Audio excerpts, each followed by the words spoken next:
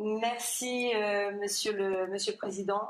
Monsieur le Commissaire, la prouesse scientifique et industrielle avec le développement de vaccins en quelques mois, faisant de l'Europe le premier producteur mondial, et puis les commandes groupées permettant un accès de tous les citoyens européens à ces vaccins, prouve que cette Europe de la santé fonctionne et que les réflexes nationalistes sont une erreur. Alors il y a un sujet qui me tient particulièrement à cœur, celui des pénuries de médicaments. Dans le rapport dont je suis l'auteur, qui a été voté en septembre 2020, mes collègues et moi-même avons proposé plusieurs pistes de travail avec un objectif, restaurer la souveraineté sanitaire de l'Union européenne. Alors j'ai deux questions. La première, j'aimerais savoir où en sont les réflexions sur la création d'une pharmacie européenne de médicaments et dispositifs médicaux dits essentiels, afin de ne plus être dans l'impréparation que nous avons connue en début de pandémie. Par ailleurs, je me réjouis des avancées concernant la création de l'ERA, cette barda européenne, avec des partenariats publics-privés pour favoriser la recherche et l'innovation.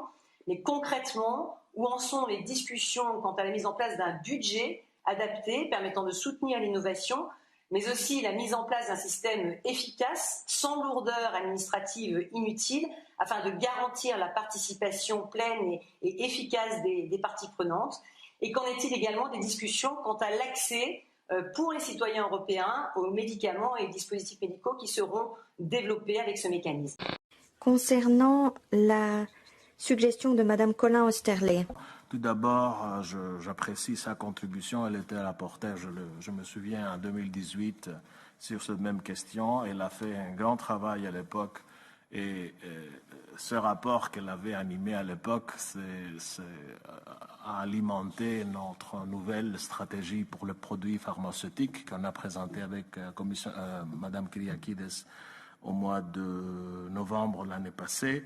Et notre idée avec la nouvelle stratégie de produits pharmaceutiques, c'est effectivement d'aborder la question de l'affordabilité de produits, de médicaments, mais aussi à la fois la compétitivité de notre industrie pharmaceutique.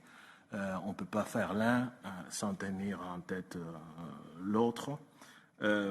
Et c'est un travail qui nous allons mener pour le reste du mandat. Ce n'est pas un travail qui sera fait, qui sera décidé maintenant.